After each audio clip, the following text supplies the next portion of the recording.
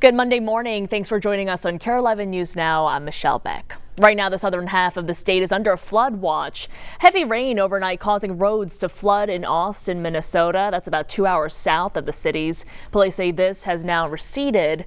Audrey Russo has been tracking flooding all morning long, and she's here with the latest.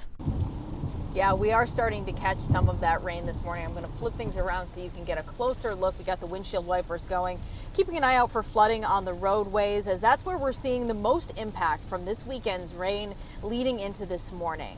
Now take a look at this video that we captured from MnDOT cameras overnight. This is on 94 in St. Paul. You can see cars splashing their way through a massive puddle. We drove through the area this morning a little bit closer to 5 a.m. and it did not appear as though there was still that level of water. It's receded a little bit. Where we really dodged a bullet is in river flooding. You can see from the red icons on this map from the DNR, rivers in the southern and western parts of the state are at very high levels. But after speaking with John during our morning meeting, he said it does not seem as though this level of rain that we're getting this morning is going to lead to any river flooding. Especially with some of this rain, it's not particularly heavy. It's sprinkling, kind of coming in and out, but again, not too severe. We're going to continue to keep our eyes on the roadways, but as it stands right now, drivers are making their way through the morning commute fairly safely. Back to you. Right now, Minneapolis police are investigating 4 separate shootings in the span of a few hours, Saturday night into Sunday. 4 people were shot, including a woman in her 70s. In that shooting, the woman's partner telling KARE 11 she was sitting at their dining room table when a stray bullet hit her in the stomach, requiring surgery.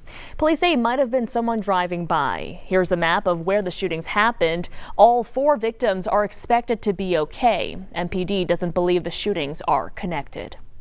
Developing this morning, 1 suspect is in custody and police are looking for 2 more after a string of armed robberies in Ramsey County. Those robberies prompted the county to send out a public safety alert to cell phones in the area. Police say they responded to 3 robberies, all connected to the same people. The first was at a Speedway gas station in Roseville, then at a BP station in Little Canada, then a BP station again in Roseville. After the 3rd robbery, officers found the suspect's car and started chasing it until that car crashed.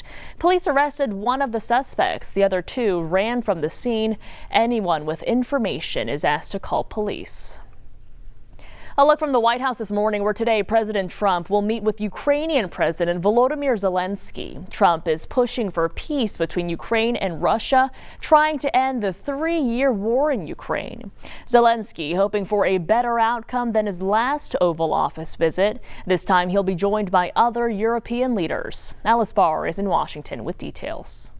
Hi there. The Ukrainian president is hoping for a much better outcome than his last Oval Office visit back in February, when the White House said Zelensky was asked to leave after that heated meeting with the president and vice president. This time, Zelensky will have some powerful backup.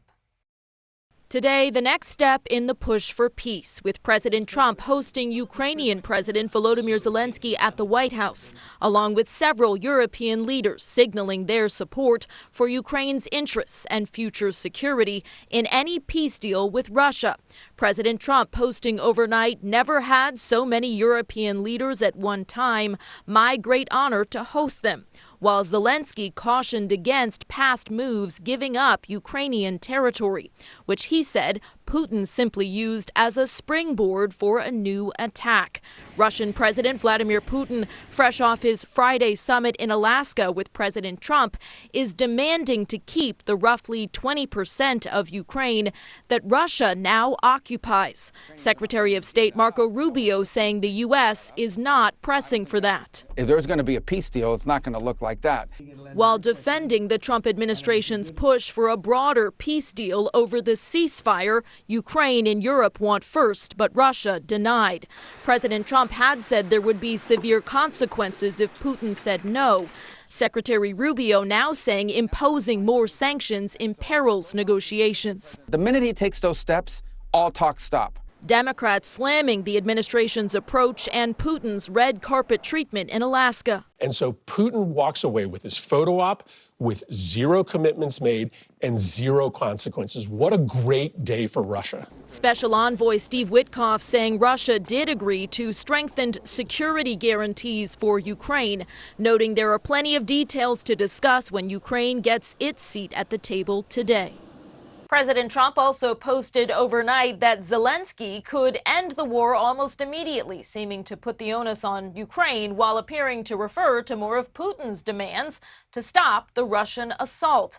The president saying there's no getting back Crimea, ceded more than a decade ago, and no Ukraine joining NATO. In Washington, I'm Alice Barr. Back to you. The Minneapolis DFL is in the hot seat this morning. Right now, it's reviewing its endorsement process after getting nearly 100 complaints, including from Mayor Jacob Frey's campaign. They held an hours-long hearing Sunday where both sides agreed there were problems. Allowing an endorsement to stand in light of this clear and convincing evidence, undisputed by the Minneapolis DFL, would set a terrible precedent. Like any convention, it was messy and imperfect, but it was not fatally flawed, and the endorsements should stand.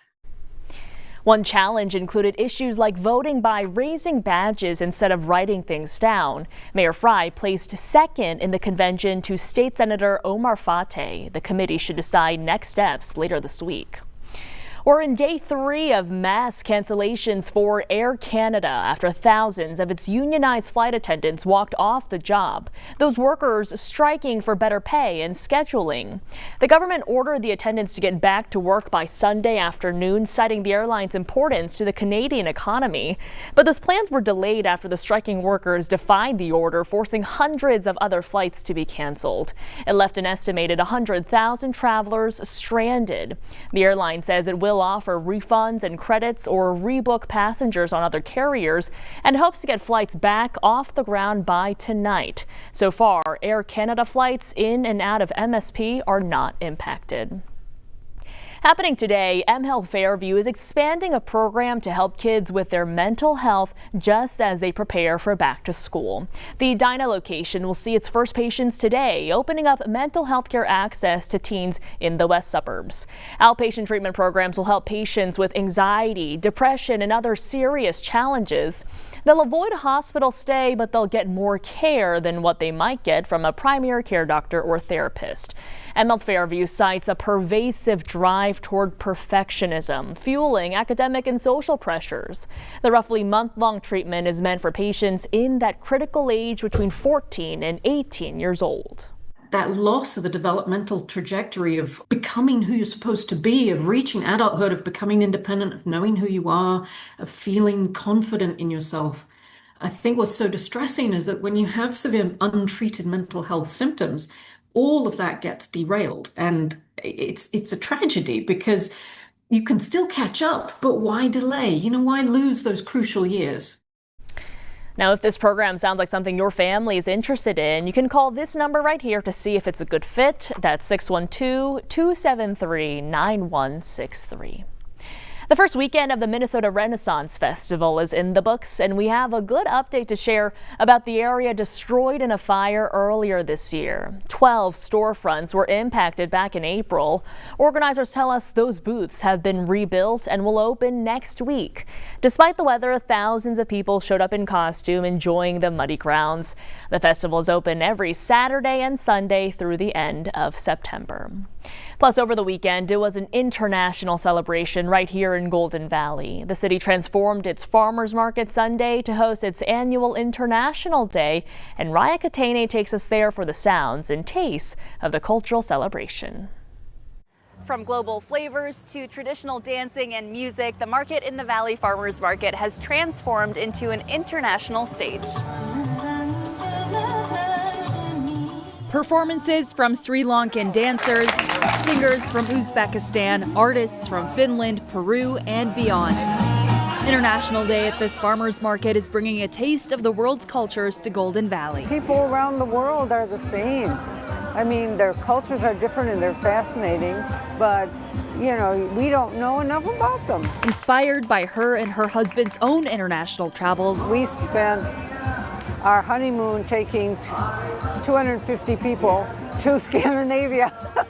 Helene Johnson helped create the Global Golden Valley program more than a decade ago, empowering diversity through art and education. It's just been a pleasure for me to connect with all of these wonderful, talented people.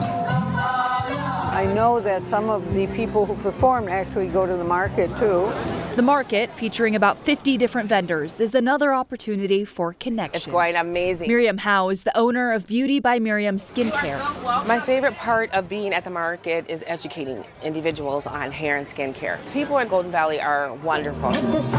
People coming together. That's right, that's right. To celebrate their similarities. They may actually connect with somebody here. And their differences. Hopefully they have expanded their knowledge a bit. In Golden Valley, Raya Katene, KARE 11 News. Stick with us. More news and weather coming up after the break.